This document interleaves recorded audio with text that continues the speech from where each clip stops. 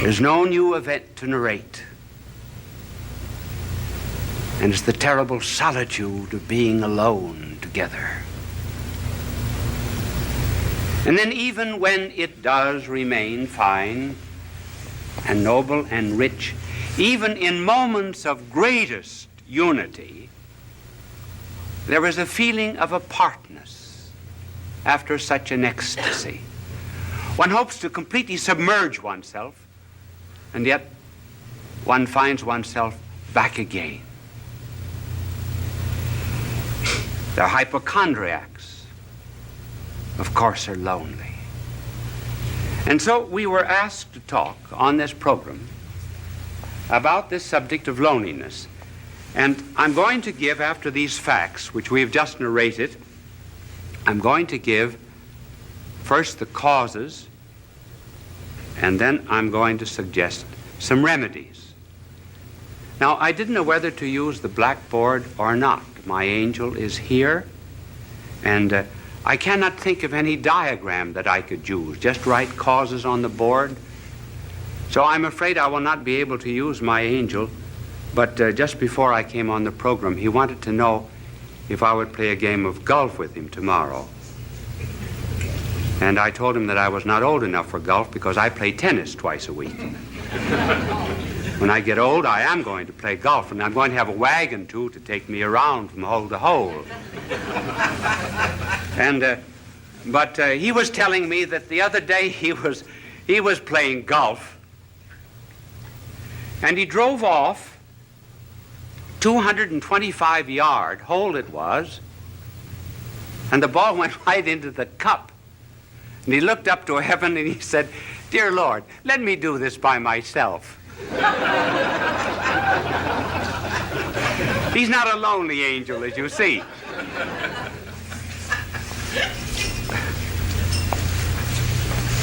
Now, what are the causes of loneliness? Well, one of the causes of loneliness has to do, first of all, with the lonely people themselves. And another reason why they are lonely is because of people who are not lonely. First of all, on account of the lonely themselves. They want to be loved too much. They want to love, to be loved. Now, there's nothing wrong about wanting to be loved, because we're all Stradivarius violins without bows. I didn't mean that pun. We are... one of the difficulties of an unprepared, unscripted play. And we're cups without saucers. We are to be complimented. But the deep loneliness of which we are speaking comes from an excessive desire to be loved. The more I want to be loved,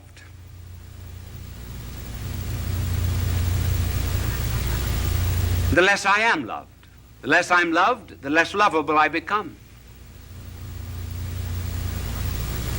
The less lovable I become, the less I am capable of loving others.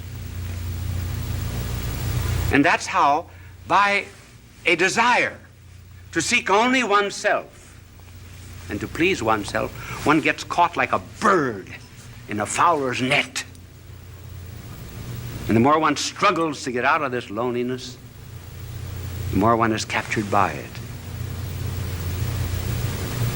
And just take some concrete examples of this desire to be loved. I know of a mother whose daughter was away at college. And she used to call up the daughter every night.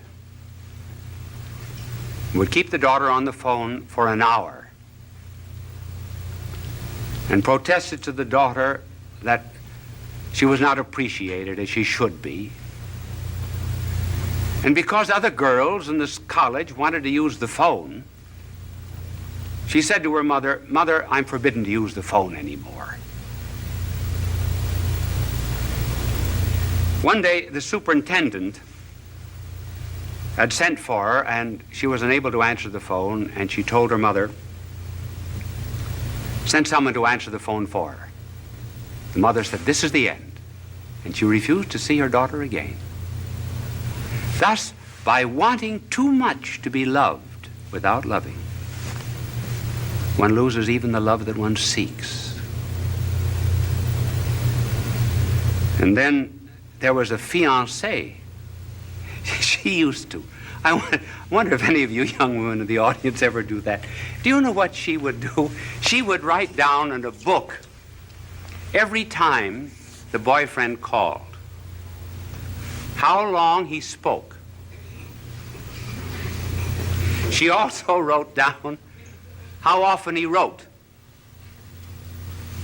and how many words he wrote in each letter.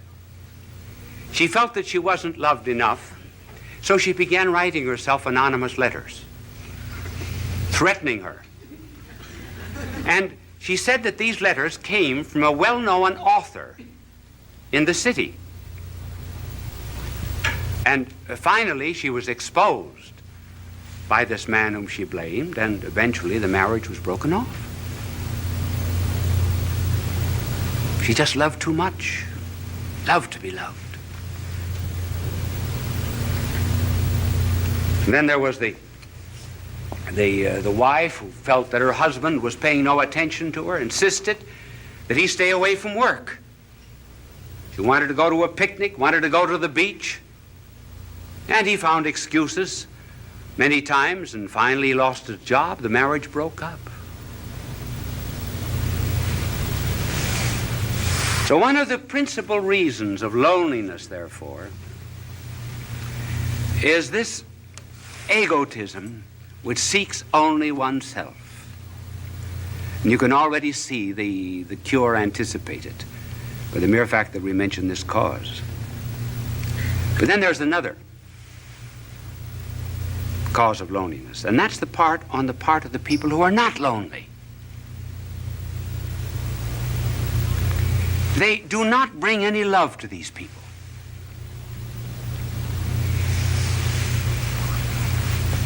Do you know what we should do? We should really concentrate a great deal on certain types of people.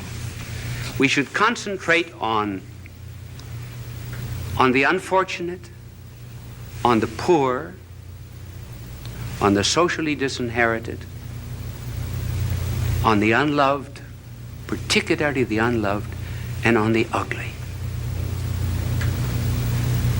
And we bring love to them. We put love into them. Then they become lovable. Now, for example, you are very lovable to God. Did you know that? You say, well, what is there in me to love? Nothing. But he put his love into you. That's why you're lovable. And that's what we have to do with other people. And so the loneliness of these people is increased also because the rest of us will not listen to them. Listening is a therapeutic. There was a psychologist who formulated a marriage case that involved sexual, financial, social, and legal complications. He went to 100 clergymen and 100 priests to present the story, and he carried a stopwatch with him. Do you know how long they listened? The average was 2.5 minutes. Then off-the-cuff answer. They refused to listen. They refused to care. George Bernard Shaw has something rather good on that subject. In his play St. Joan, King Charles says to Joan, "Why do not the voices come to me? I am the king." And Joan answers, "They do come to you, but you do not hear them. You have not sat in the field in the evening listening for them. If you prayed from the bottom of your heart and listened to the thrilling of the bells and the trilling of them after they had stopped ringing, you would hear the voices, just as I do. In other words, listening is a therapeutic, a cure for lonely people. We do the same thing with our prayers. We wouldn't do to a doctor what we do to God. Would we go into a doctor and mumble off all of our symptoms and then say, "Bye, doctor"? Not listen. So listening on our part, refusal to listen, is one of the causes that intensifies this forsakenness. Now, what is a cure? Well, there are several cures, and we will just have time to mention one that is very important, namely caring for other people. When we're lonely, go out and serve. Then loneliness goes out through our fingertips. Our heart opens. The Chinese have a proverb: if you're without shoes, go out and find a man without any feet.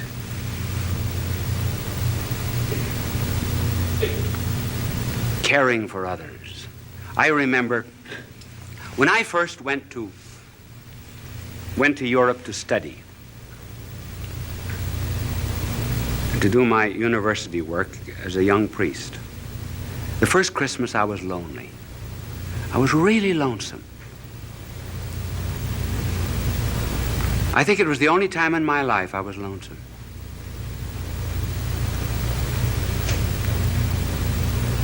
What would I do?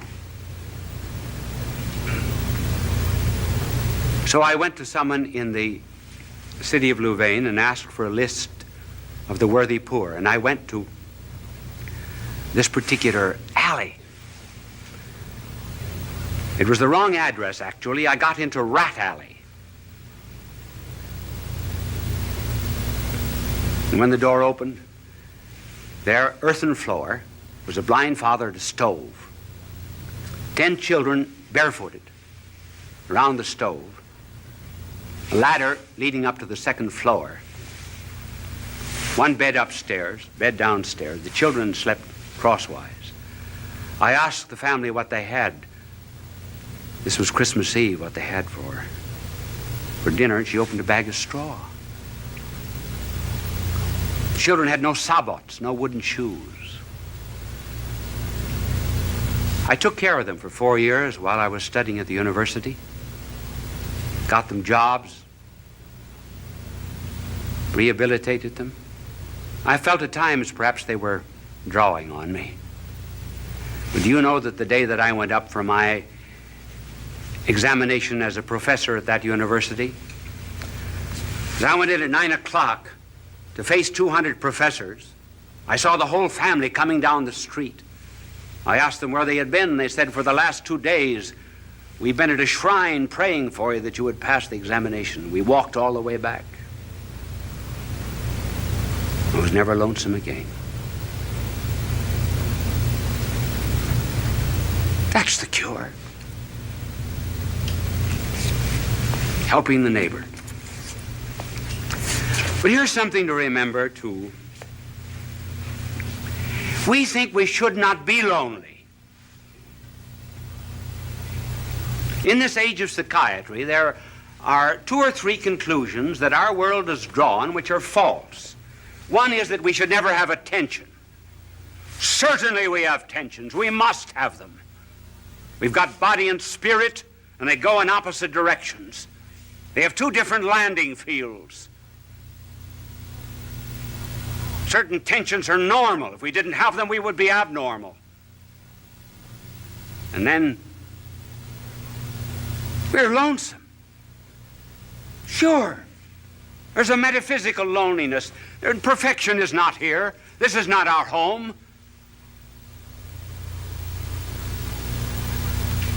I've got something that I want in my heart that nothing on this earth can satisfy, and nothing can satisfy you either. And we know it very well. So what's the cause of this loneliness? What are we looking for? Well, we say we're looking for God, yes. But then I know what you will answer. What does God know about loneliness? Now, that's a good question. That's a good question. What does he know about loneliness?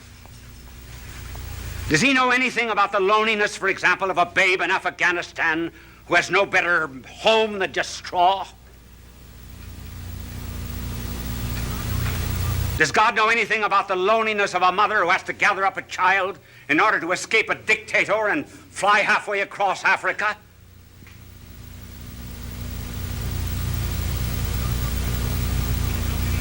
Does God know anything about the loneliness of a man that's born on the wrong side of the tracks?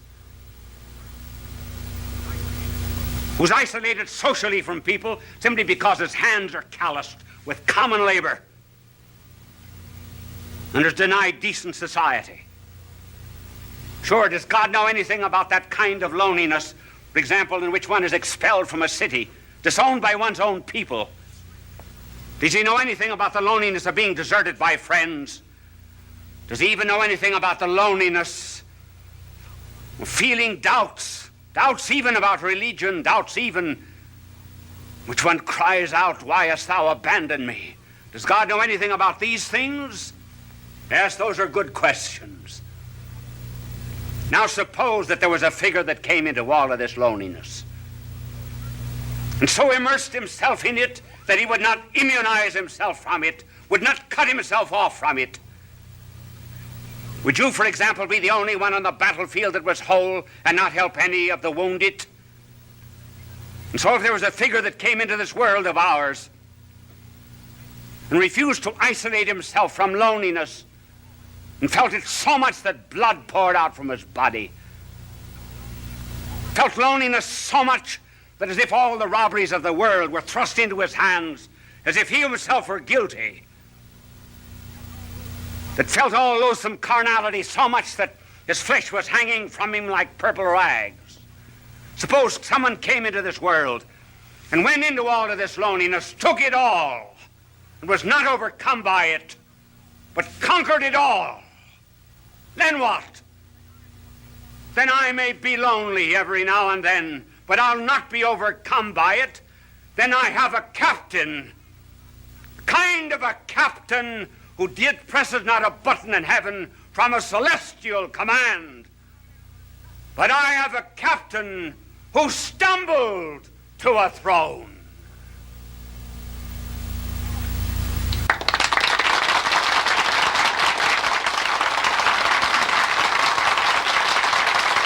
Bishop Sheen will return in a moment. Did that telecast seem a little short to you? Actually, I was just informed that we were 1 minute short. Now, I have a clock before me over there, and I keep my eyes on it. But this clock here was right. I finished 3 seconds before the time. But up in the control room, that celestial command that I just talked about, they figured it wrong by 1 minute. So they asked me if I could, instead of coming out for a very brief closing, come on and talk to you for 1.5 minutes. Now, you are put to the test. If that telecast seemed very short, you are enjoying it. We would say time passed like anything. If you were not enjoying it, it seemed very, very long. As a matter of fact, this 1.5 minutes will seem interminable to you. Now, I want to tell you, my good people, that I have to leave you now. Are you a bit lonely? I am. I'm lonely too. Bye now, and God love you. Fulton J.Sheen is indeed a man for all seasons. He walked a paced beat, allowing us to glimpse his nature and ponder its worth and to enjoy its presence. Bishop Sheen authored over 90 books. He broadcast countless radio and television programs and ministered in many parts of the world to people of every belief. As he said many times, it is not a unity of religion we plead for, but a unity of religious people. We may not be able to meet in the same pew, but we can meet on our knees. The bishop wrote 94 books, recorded countless radio shows, and appeared on hundreds of network and syndicated television programs. His legacy is... And when they finally came up to the front row, where I could see them very well, I leaned over and I said to one of them, I said, "What's the idea of taking up a collection during this lecture?" He said, "To get better speakers for next year."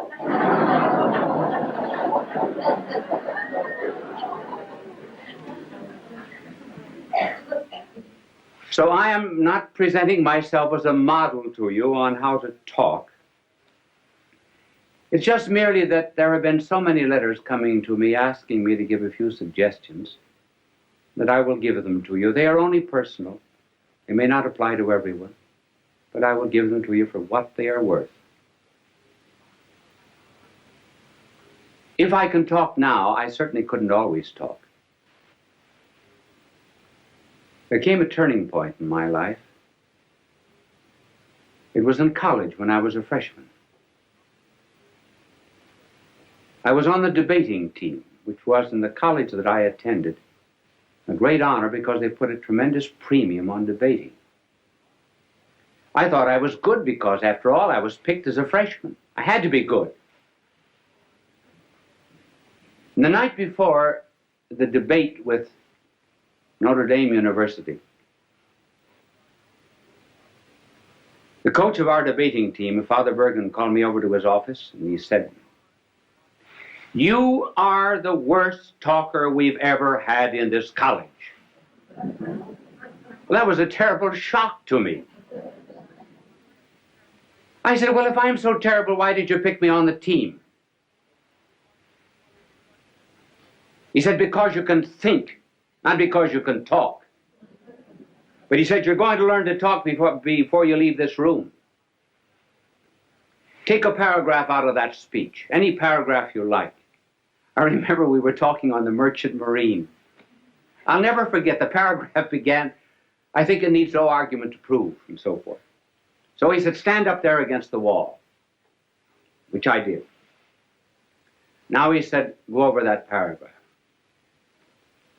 At the end of it, he said, "Do you see your mistake?" I said, "No." "Go over it again." Went over it 1 hour, 2 hours, 2 hours and a half. I was dead. So was he. And every 2 or 3 minutes, when I finished it, he would say, "Do you see your mistake?" I said, "No." But being naturally quick, after 2 hours and a half, I saw it. He said, "Do you see your mistake?" I said, "Yes, I think I do. I'm not natural." He said, "That's right. That's all." And he dismissed me. Do you notice how often speakers, as soon as they get up on a platform, or ministers or priests in the pulpit, everything changes, their voice changes, their attitudes, their poses? I think many prayers that we say are, we're not talking to God. We're talking to an audience, particularly prayers at banquets, and inaugurations, and so forth. And we put on artificial poses. "Oh God, we ask thee to send down upon us thy benediction, thy blessing upon the sailors who are at sea, the merchants at their counting table, the lawyers at their bar." Well, that's not the way people talk. So, being natural and preparing a talk, what would be some suggestions? Now, the way I prepare a talk is not perhaps the way everyone would want to do it, but I can only give you my way. In order to prepare a talk, one must do a tremendous amount of reading. Each one of these telecasts of mine would represent between 20 and 40 hours of study. When I get through, what have I got? Nothing but a bits of yellow pages. I think I have one in my pocket. But before I show it to you, I will tell you what I do. I study, I do research, and I begin to understand the subject. Then, when it gets into my head, I begin to write out points, generally just 3 or 4 points that I'm going to talk about. I will only write out the heading. And then I will tear up the paper and then rethink what I was saying, so that when I prepare a telecast, there must be 20, 30 to maybe 100 pages that are torn up. And then the closer I get to the end, the smaller the pages are. This is this telecast. And I brought it out here, not because I'm going to refer to it, but just simply because it shows you the points, how small the points are. And by doing a tremendous amount of study, the mind creates an atmosphere for the talk. There is much more air round about us than ever gets into the lung. There's more food at the table than ever gets into our stomach. There are more things to see in nature than ever comes into the eye. And so when one rises to give a talk, one should have an atmosphere, a certain ambient knowledge round about that one can pull in this idea or that, as it were, from the air while you're talking. So that instead of writing out the speech,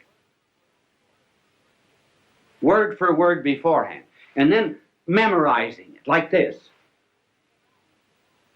one thinks it from the head out. That's the reason you tear up the paper, so you don't have any information. You have to think it. Then you write down the ideas again. Well, by the time you get up to talk, you've already given the speech 10 or 15 times. And incidentally, it isn't a bad idea sometimes to talk out loud. If you can find a place in this day and age where you can walk and talk out loud without being counted crazy. How often, for example, students are asked to explain something. They think they know the lesson. When they get up, it's not there. And why? Because they were consecrated and dedicated to a dead page. Never went through their mind.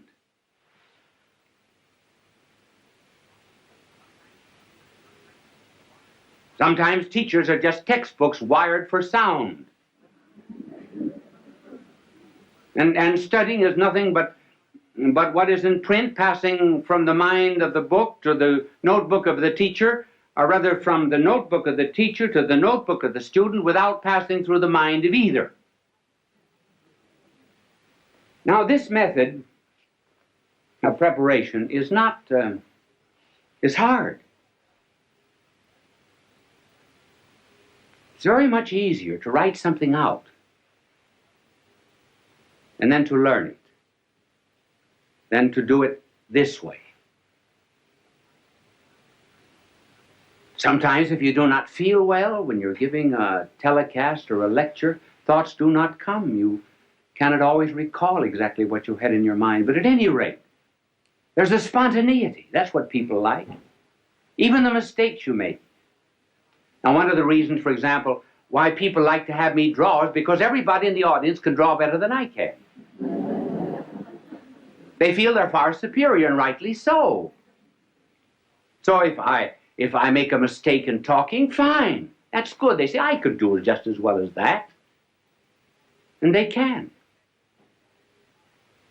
This method, while it's harder and is a wonderful preparation for absorbing knowledge, has difficulties. One difficulty is that there are some people who give speeches who must write them out. For example, the President of the United States has to have his speeches written because every word is important. Then, too, there are some things that are not worth learning.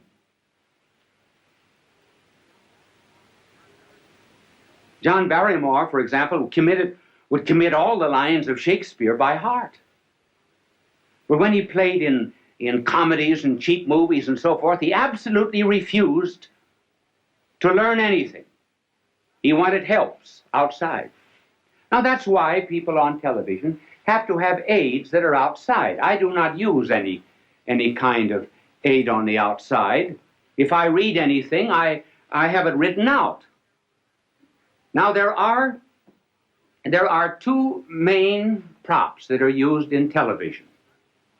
And the first prop is what is called an idiot card. An idiot card is something that is written out so that you'll not forget it.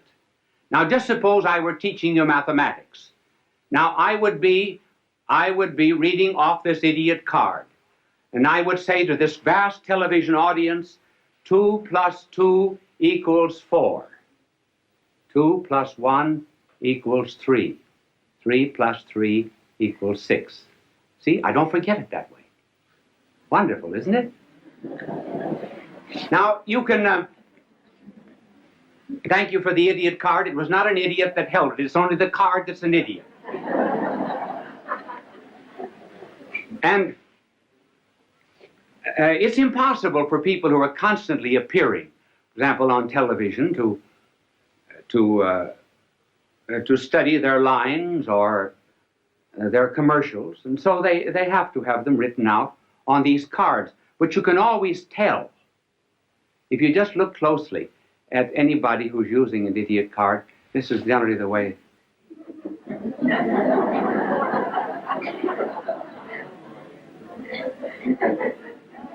So do not be hard on them. If I were saying something that was not worth committing to study, I certainly would use one too. Now there's another prop which is better. And that is what is called a teleprompter. And a teleprompter will have a whole speech on it. For example, when you hear people giving speeches on television, 999 out of 1,000 are using a teleprompter if they do not have the paper before them. Many of the commercials which you hear are written on teleprompters. And a teleprompter rolls. I was watching a television show once where the teleprompter got caught. And that's kind of hard. Now, for example, if I were using a teleprompter and I didn't know my lines, now this is exactly what I would have written out. My name is Bishop Fulton J.Sheen. My address is 366 Fifth Avenue, New York. See, then I don't forget. Now, this is the teleprompter. These are some of the aids that are used in television, and television simply could not exist without them.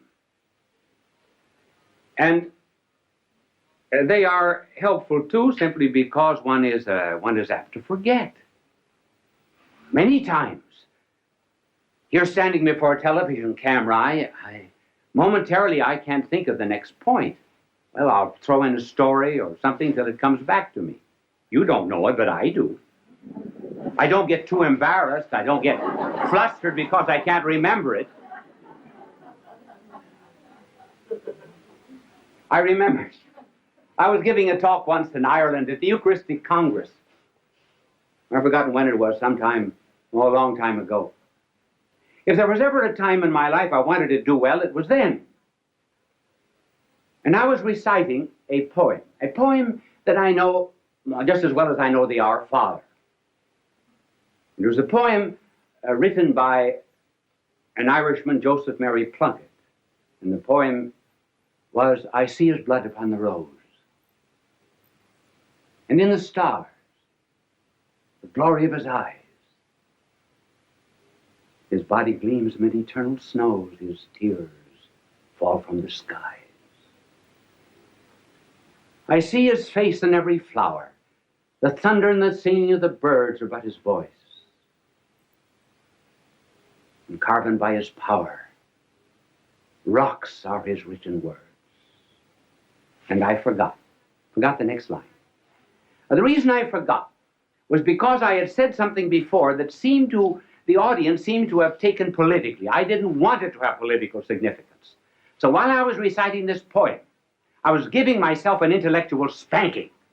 And I spanked myself so hard that when I got to the 9th line of this poem, I forgot.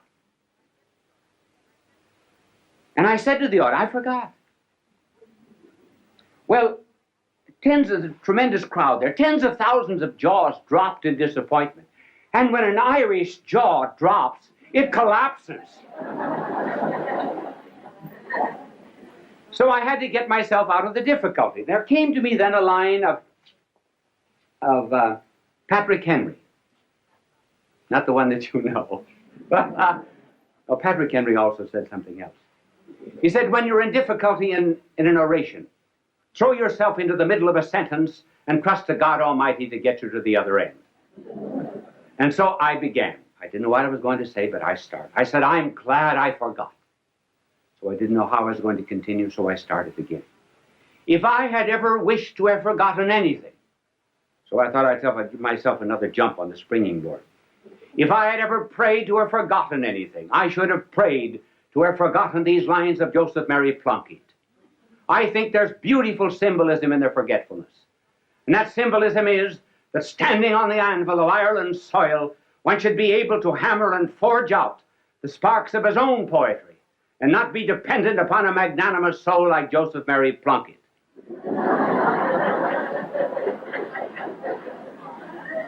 I got no credit for it afterwards because the audience said that was a great trick, pretending you forgot.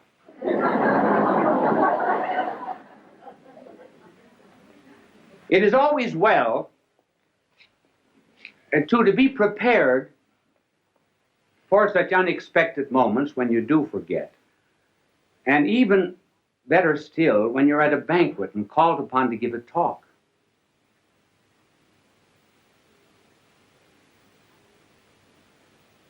And you have to begin with something that is not too heavy. In fact, one should always begin with something that's not too heavy.